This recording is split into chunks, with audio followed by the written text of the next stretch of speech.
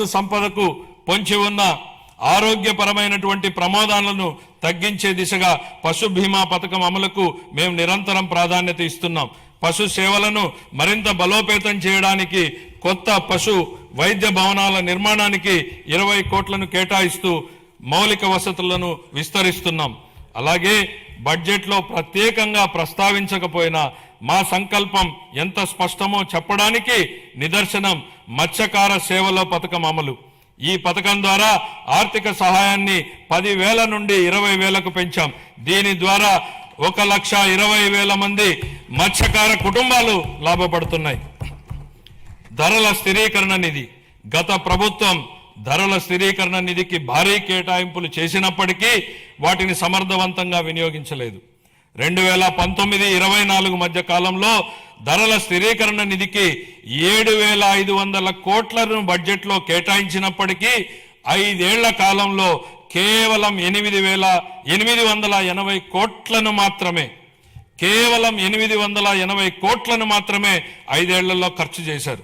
అవసరమైన సందర్భాలలో ప్రభుత్వం ఎంత వేగంగా స్పందించాలనే దానికి మా ప్రభుత్వం ఉదాహరణగా నిలిచింది. ధరల స్థిరీకరణ నిధికి 300 కోట్లను మాత్రమే కేటాయించినప్పటికీ ఒక్క సంవత్సరంలోనే 1,200 కోట్లకు పైగా ఖర్చు చేసి రైతులకు ఉపశమనం కల్పించాం. తోతాపురి మామిడి రైతులు, ఉల్లి రైతులు, కోకో గింజల సాగుదారులు, పొగాకు రైతులకు తదితరులకు మద్దతు అందించాం. ఈ 26-27 ఆర్థిక సంవత్సరానికి గాను ధరల స్థిరీకరణ నిధికి 500 కోట్ల రూపాయలను కేటాయింపును ప్రతిపాదిస్తున్నాను.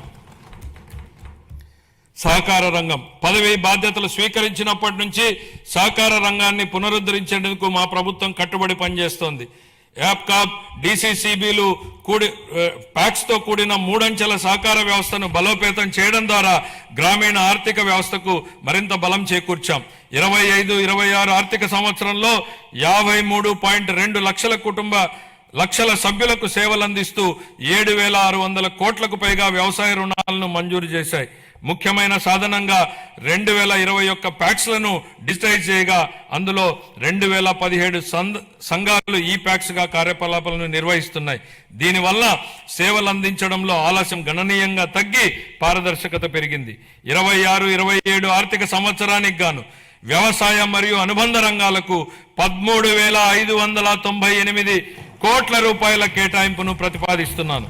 వ్యవసాయ బడ్జెట్ను సమర్పించే సందర్భంగా ఇందుకు సంబంధించినటువంటి వివరాలను మా సహచర మంత్రి గారు సభకు సమగ్రంగా తెలియజేస్తారు.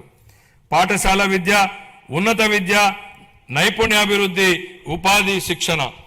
విద్యనుద్దేశించి నెల్సన్ మండేలా గారి మాటల్లో, ప్రపంచాన్ని మార్చడానికి మీరు ఉపయోగించగల అత్యంత శక్తివంతమైనటువంటి ఆయుధం విద్య.